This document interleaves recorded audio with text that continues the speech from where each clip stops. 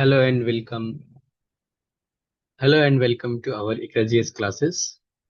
आज हम लोग जो दृष्टि का क्विक बुक है उसका third chapter heat and thermodynamics उष्मा एवं उष्मा गतिकी का जो ऑब्जेक्टिव क्वेश्चन दिया हुआ है, जो विभिन्न तरह के एग्जामों में आए हुए क्वेश्चन, उन क्वेश्चंस के ऊपर आज हम लोग बात करेंगे और उसके ऊपर देखेंगे कि कैसे कैसे क्वेश्चंस आए हुए हैं। चलिए शुरू करते हैं आज का पहला क्वेश्चंस। आज का हमारा जो पहला क्वेश्चन होगा वो क्वेश्चन है हमारा कि शीत कोष्ठ में, अगला क्वेश्चन है हमारा, पहला क्वेश्चन है हमारा कि शीत कोष्ठ में भंडारित फल अधिक समय तक चलते हैं क्योंकि श्वसन की दर जो है वो घट जाती है। ऑप्शन का आंसर है क्या होगा इसका, कि शीत कोष्ठ में भंडारित फल अधिक समय तक चलते हैं क्योंकि कारण है उसका कि श्वसन की दर घट जाती है। नेक्स्ट है हमारा अगला क्वेश्चन कि निम्नलिखित में से कौन सा एक कथन सही नहीं है। तो ऑप्शन दिया हुआ है ए कि तापमान के बढ़ने पर वायु की ध्वनि का वेग बढ़ता है। वायु में ध्वनि वेग दाब पर निर्भर नहीं करता है। आर्द्रता के बढ़ने पर वायु में ध्वनि वेग कम हो जाता है।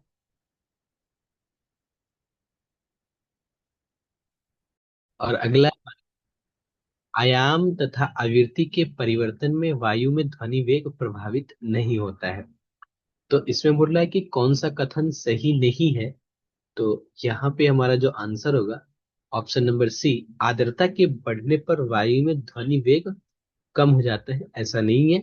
आर्द्रता के बढ़ने से ध्वनि वेग जो है वो बढ़ जाता है। बाकी सारे सही है।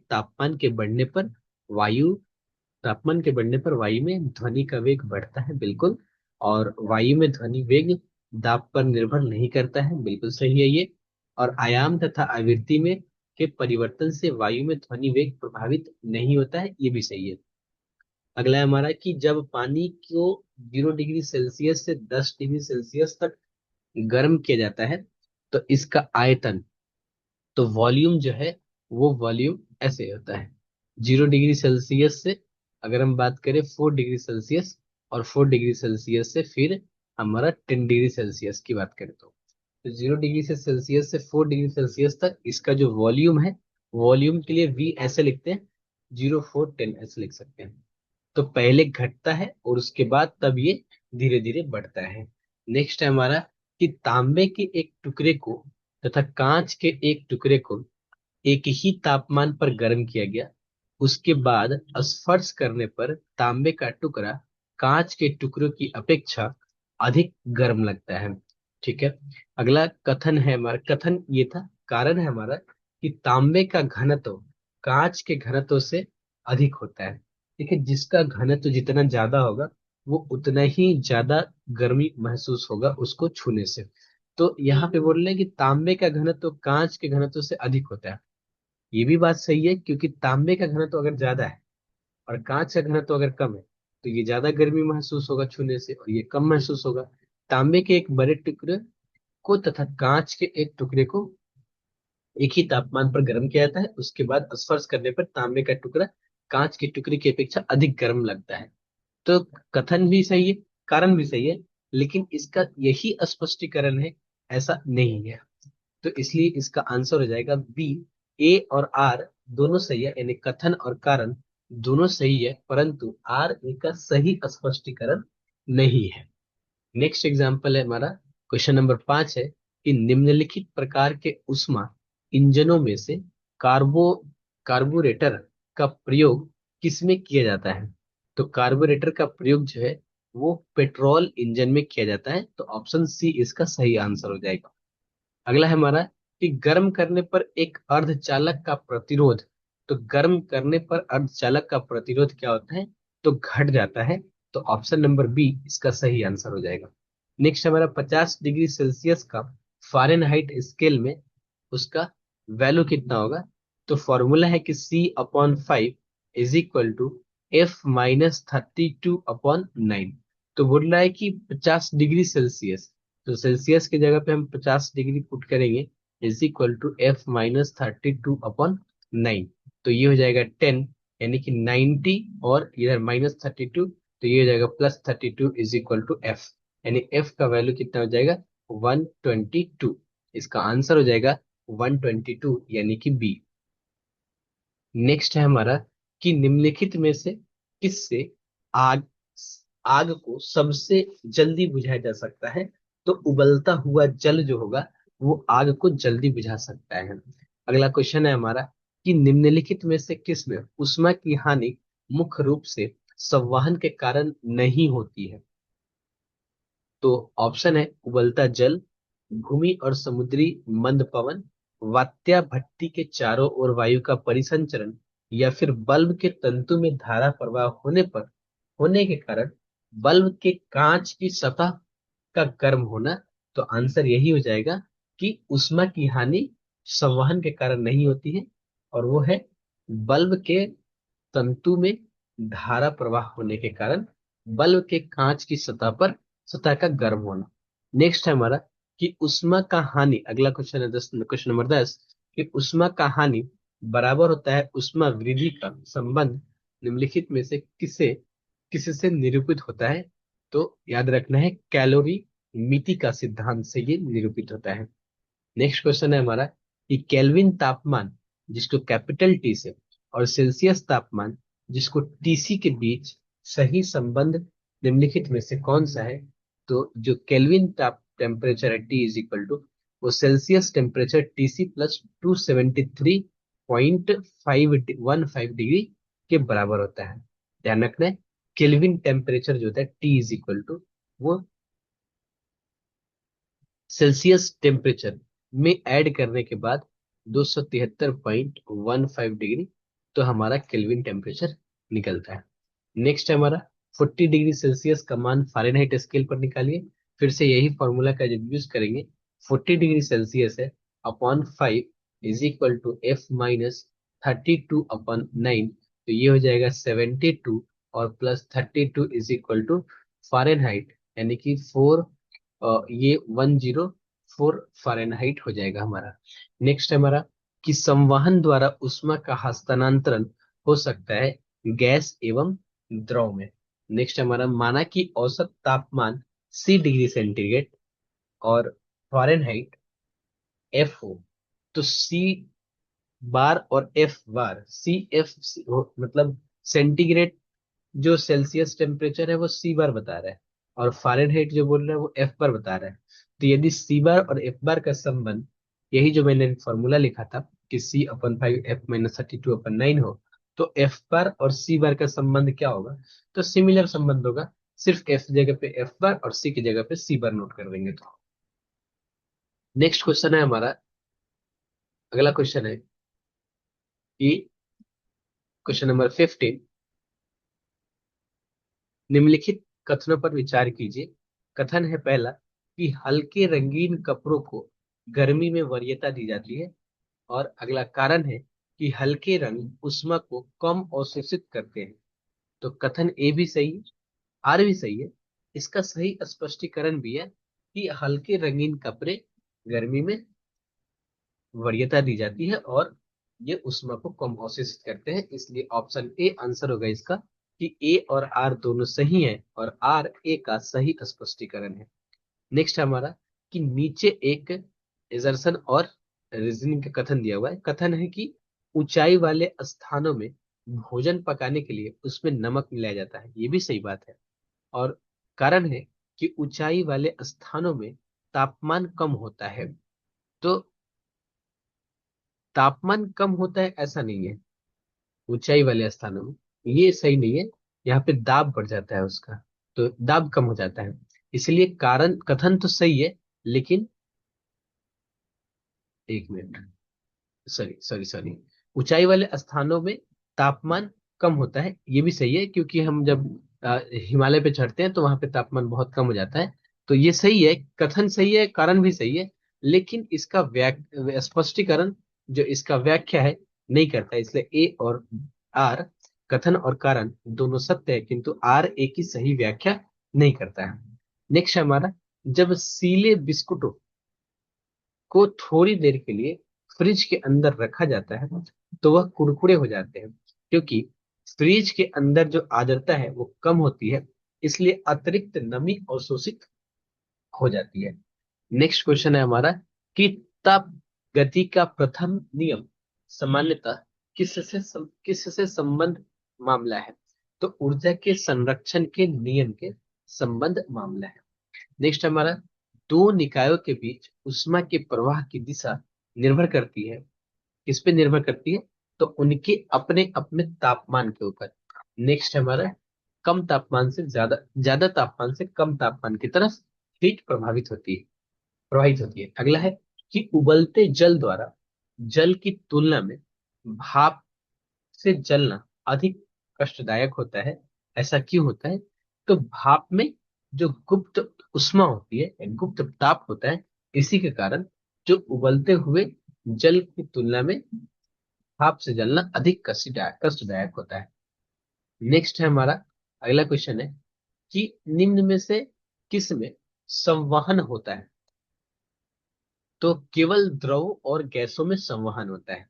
अगला है कि कोई पिंड ऊष्मा का सबसे अधिक अवशोषण करता है जब वह काला और खुरदरा होता है। कोई भी पिंड जो है वो ऊष्मा का अवशोषण सबसे अधिक जब कब करेगा? जब वो काला होगा और खुरदुरा होगा। नेक्स्ट है हमारा, आपेक्षिक आर्द्रता को किस रूप में व्यक्त किया जाता है? तो आपेक्षिक आर्द्रता को प्रतिशत में व्यक्त किया जाता है। नेक्स्ट हमारा, भीषण सर्दी में ठंडे देशों में पानी की पाइपें फट जाती है। ऐसा क्यों? क्योंकि जमने पर पानी फैलता है, इसलिए वहां की पाइपें जो होती है वो फट जाती है। वह तापमान जिसका पाठ्यांक फारेनहाइट और सेल्सियस दोनों पे वही होता है, वो कौन सा पाठ्यांक होता है? तो -40 डिग्री। तो -40 डिग्री सेल्सियस की बात करें या फिर -40 डिग्री फारेनहाइट की बात करें, दोनों पे सेम होता है। जैसे फॉर एग्जाम्पल कि C/5 = F-32/9। अगर हम बात करें सेल्सियस की, तो -40 डिग्री सेल्सियस अगर हम पुट करते हैं तो ये हो जाएगा -8, यानी कि -72, और -32 ये हो जाएगा आपका -104 डिग्री फारेनहाइट। अगर हम बात करें कि C/5 और -40 और -32/9, तो C/5 यानी कि C = 5, ये कैंसिल हो जाएगा, ये 40 डिग्री -40 डिग्री सेल्सियस है ना। तो जो तापमान है जिसका पाठ्यांक फारेनहाइट और सेल्सियस दोनों पर वही होता है, वो है आपका, मैंने शायद कुछ गड़बड़ किया ना, और यहाँ पे ये प्लस में आ जाएगा ना, सॉरी, ये तभी तो -40 होगा ना, माफ करेंगे, ये हो जाएगा -40 डिग्री फारेनहाइट। तो दोनों पे देखेंगे तो ये -40 डिग्री पे फारेनहाइट और सेल्सियस दोनों बराबर होते हैं। नेक्स्ट है हमारा, निम्नतम तापमान किसके द्वारा मापा जाता है? तो निम्नतम तापमान एल्कोहल थर्मामीटर के द्वारा नापा जाता है। नेक्स्ट है हमारा कि थर्म किसका यूनिट है? तो थर्म जो है उष्मा का यूनिट है। नेक्स्ट है हमारा, अगला क्वेश्चन देखते हैं हम लोग। अगला क्वेश्चन है हमारा कि परम शून्य ताप क्या है? तो सैद्धांतिक रूप से न्यूनतम संभव तापमान को हम लोग बोलते हैं क्या? परम शून्य तापमान। नेक्स्ट हमारा, थर्मोस्टे वह यंत्र है जो, ऑप्शन दिया हुआ है कि आंसर जो इसका होगा, किसी निकाय का तापक्रम स्वनियंत्रित करता है, उसी को बोलते हैं थर्मोस्टेट। नेक्स्ट हमारा, डेजर्ट कूलर द्वारा शीतलन किस पर आधारित है? तो डेजर्ट कूलर द्वारा शीतलन वाष्पन शीतलन पर आधारित है। नेक्स्ट हमारा, गर्म मौसम में पंखा चलने से आराम महसूस होता है क्योंकि हमारा पसीना तेजी से वाष्पीकृत होता है, इसलिए। नेक्स्ट है हमारा कि वायुमंडल हमारे ऊपर बहुत अधिक दबाव डालते हैं, परंतु हम इसका अनुभव नहीं करते, क्योंकि आंसर है इसका, हमारा रक्त वायुमंडल के दबाव से कुछ अधिक दबाव डालता है, इसी के कारण हम महसूस नहीं कर पाते हैं। नेक्स्ट है हमारा कि बादल आच्छादित रातें, स्वच्छ आकाश वाली रातें से अधिक गर्म होता है। ये कारण क्या है इसका? तो आंसर होगा कि बादल पृथ्वी तथा हवा में उष्मा का विकिरण को रोकते हैं, नेक्स्ट है हमारा कि कमरे को ठंडा किया जा सकता है। तो कमरे को ठंडा कैसे किया जा सकता है? तो आंसर होगा संपीड़ित गैस को छोड़ने से। नेक्स्ट है कि निम्नलिखित में से कौन सा कथन सही नहीं है? तो पहला कथन है जो सही है उसको पढ़ना सही, मतलब पढ़ लेते हैं क्योंकि इसमें से ऑप्शन बना सकते हैं बाद में। बोला एयर कंडीशन और एयर कूलर दोनों तापक्रम नियंत्रित करते हैं। बिल्कुल सही बात है। अगला है हमारा कि एयर कंडीशन और एयर कूलर दोनों आर्द्रता नियंत्रित करते हैं। ये गलत कथन है, यही हमारा सही नहीं है। अगला है एयर कंडीशन आर्द्रता नियंत्रित करता है परंतु एयर कूलर आर्द्रता नियंत्रित नहीं करता है। सही है। दोनों वायु की गति नियंत्रित करते हैं। बिल्कुल ये भी सही है। नेक्स्ट है हमारा जलयुक्त गिलास में तैरता हुआ बर्फ का टुकड़ा जब पिघलता है तो क्या होगा? पानी का स्तर, पानी का स्तर जो होगा वो वही रहेगा, आंसर होगा वही रहेगा। नेक्स्ट है हमारा यदि हवा का तापमान बढ़ता है तो उसकी जलवाष्प ग्रहण करने की क्षमता जो होगी वो क्या होगी? बढ़ जाएगी। आंसर क्या होगा इसका? कि जब हवा का तापमान बढ़ता है तो उसकी जलवाष्प ग्रहण करने की क्षमता क्या हो जाएगी? बढ़ने लगेगी। नेक्स्ट है हमारा तरंगे। तो तरंग वाला चैप्टर करते हैं आज इसी को। ये भी छोटा सा चैप्टर है, इसको करके और आज की वीडियो यहीं पे एंड करेंगे। नेक्स्ट में हम लोग मिलेंगे तो फिर आगे के चैप्टर की बात करेंगे। नेक्स्ट है हमारा कि निम्नलिखित में से किस प्रकार की तरंगों का प्रयोग रात्रि दृष्टि उपकरण में किया जाता है? तो वो है औरक्त तरंगे जो सीसीटीवी कैमरा में लगे होते हैं। नेक्स्ट है हमारा कि दीर्घ रेडियो तरंगे पृथ्वी के किस सतह से परावर्तित होती है? तो वो है आयन मंडल से परावर्तित होती है। वायु में ध्वनि तरंगे होती है। तो वायु में ध्वनि तरंगे अनुदैर्ध्य तरंगे होती है। नेक्स्ट है हमारा अगला क्वेश्चन, हर्ट्ज में क्या नापा जाता है? तो हर्ट्ज में आवृत्ति को नापा जाता है। नेक्स्ट हमारा एंगस्ट्रम इकाई किसकी है? तो वो है तरंग दैर्ध्य की इकाई है। अगला क्वेश्चन है हमारा कि सही कथन चुनिए। इसमें से सही कथन चुनना है कि लाल प्रकाश का तरंग दैर्ध्य बैगनी प्रकाश से अधिक से कम होता है। ये गलत है। लाल प्रकाश का तरंग दैर्ध्य बैगनी प्रकाश से ज्यादा होता है, ये सही है। बाकी ऑप्शन भी है लेकिन वो गलत आंसर है। नेक्स्ट हमारा दृश्य स्पेक्ट्रम के तरंग दैर्ध्य की सीमा कितनी होती है? तो 3900 एंगस्ट्रॉम से लेके 7600 एंगस्ट्रॉम तक। अगला है हमारा औरक्त दृश्य और पराबैंगनी विकिरण प्रकाश के भिन्न गुणधर्म होते हैं। इन विकिरण प्रकाश से संबंध में निम्नलिखित में से कौन सा कथन सही नहीं है? तो सही नहीं है वो है औरक्त प्रकाश की तुलना में दृश्य प्रकाश की फोटोन ऊर्जा अधिक होती है। ये सही नहीं है क्योंकि इसमें क्या होती है? कम होती है। ठीक है। नेक्स्ट है हमारा कि परा उच्च आवृत्ति यूएचएफ की तरंगे साधारणतः संचारित की जाती है। तो ऑप्शन कौन सा इसमें सही होगा? तो अंतरिक्ष तरंगों के रूप में। नेक्स्ट हमारा टेलीविजन दर्शक दिशा एंटीना प्रयुक्त करते हुए बरसात में उपग्रह सिग्नल नहीं प्राप्त करते हैं क्योंकि जो वर्षा की बूंद, सबसे पहले तो यहाँ पे तीन दिया हुआ है कि एंटीना छोटे होते हैं इसलिए वर्षा की बूंदे रेडियो तरंगों की ऊर्जा अवशोषित करती है। नेक्स्ट है कि वर्षा की बूंदे रेडियो तरंगों की ऊर्जा की मूल दिशा को विचलित करती है। तो आप लोग ये जो 100% श्योर बोल पाएंगे कि वर्षा की जो बूंदे हैं वो रेडियो तरंगों की ऊर्जा की मूल दिशा से विचलित करती है। तो 3 नंबर जहां जहां पे होगा उसको सही करेंगे। और उसके साथ साथ दो भी है तो दो भी सही होगा।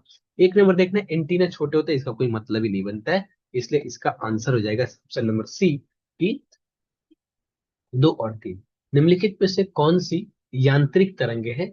तो ध्वनि तरंग को हम लोग यांत्रिक तरंग बोलते हैं। नेक्स्ट क्वेश्चन है हमारा कि कॉस्मिक किरणों के संबंध में निम्न कथनों में से कौन सा कथन सही नहीं है? तो ये विद्युत चुंबकीय तरंग है, यही कथन सही नहीं है। बाकी कथन सही है। जैसे कि उनकी तरंग दैर्ध्य जो होती है बहुत छोटी होती है। ध्यान रखना है, कॉस्मिक किरणों की तरंग दैर्ध्य बहुत छोटी होती है। ये बहुत अधिक ऊर्जा वाले अवशोषित कणों से बनी होती है। ये सूर्य से उत्पन्न होती है। नेक्स्ट है हमारा कौन सी तरंगे शून्य में संचरण नहीं करती है? तो ध्वनि तरंगे शून्य में संचरण नहीं करती है। अगला है हमारा, टेलीविजन के दूरस्थ नियंत्रण के लिए किस प्रकार की विद्युत चुंबकीय विकिरण का प्रयोग किया जाता है? तो वो है अवरक्त, अवरक्त विकिरण का प्रयोग किया जाता है। नेक्स्ट है हमारा, पराबैंगनी किरणों में ऊर्जा किसकी अपेक्षा अधिक होती है? तो पराबैंगनी किरणों में औरक्त किरणों की अपेक्षा ऊर्जा अधिक होती है। नेक्स्ट है हमारा, जल उपचार में पराबैंगनी किरणों का प्रयोग किस रूप में किया जा सकता है? तो रोगाणु नाशक के रूप में किया जा सकता है। नेक्स्ट है हमारा, नेक्स्ट है कि एक्स किरण किस प्रकार की तरंगे हैं? तो ये एक विद्युत चुंबकीय तरंगे है। नेक्स्ट है कॉस्मिक किरण, कॉस्मिक किरण, और बहुत सारे ऑप्शन दिया हुआ है, एक अवशोषित कण है। नेक्स्ट है हमारा, एफएम प्रसारण सेवा में प्रयुक्त होने वाले आवृत्ति बैंड का परास क्या होता है? तो 88 से लेके 108 मेगाहर्ट्ज के मध्य होता है। एमआरआई मशीन में निम्न में से किसका प्रयोग किया जाता है? तो चुंबकीय तरंगे का उपयोग किया जाता है। नेक्स्ट हमारा, एक्स किरणों का प्रयोग किस लिए किया जा सकता है? तो एक्स किरणों का प्रयोग बहुमूल्य पत्थरों और हीरो में खराबी को पता लगाने के लिए किया जाता है। नेक्स्ट है हमारा, निम्नलिखित में से किस विकिरण में सबसे कम तरंगदैर्ध्य होता है? तो गामा किरण जो होते हैं इसमें सबसे कम तरंगदैर्ध्य होते हैं। सीटी स्कैन करने में प्रयोग में लाई जाती है। तो एक्स किरण जो है सीटी स्कैन प्रयोग में लाया जाता है। नेक्स्ट है हमारा, कि दो उत्तरोत्तर श्रृंग तथा अथवा दो उत्तरोत्तर गर्त के बीच की दूरी को क्या बोलते हैं? तो उसको हम लोग बोलते हैं तरंग दैर्ध्य। इसी के साथ हमारा ये चैप्टर भी कंप्लीट होता है। नेक्स्ट चैप्टर है हमारा साउंड। तो साउंड वाले चैप्टर को हम लोग नेक्स्ट वीडियो में करेंगे। आज के लिए इतना ही, मिलते हैं हम लोग फिर से नेक्स्ट वीडियो में। धन्यवाद। चैनल को जरूर सब्सक्राइब करेंगे, लाइक करेंगे वीडियो को, और दोस्तों के साथ इसको जरूर शेयर करेंगे। धन्यवाद।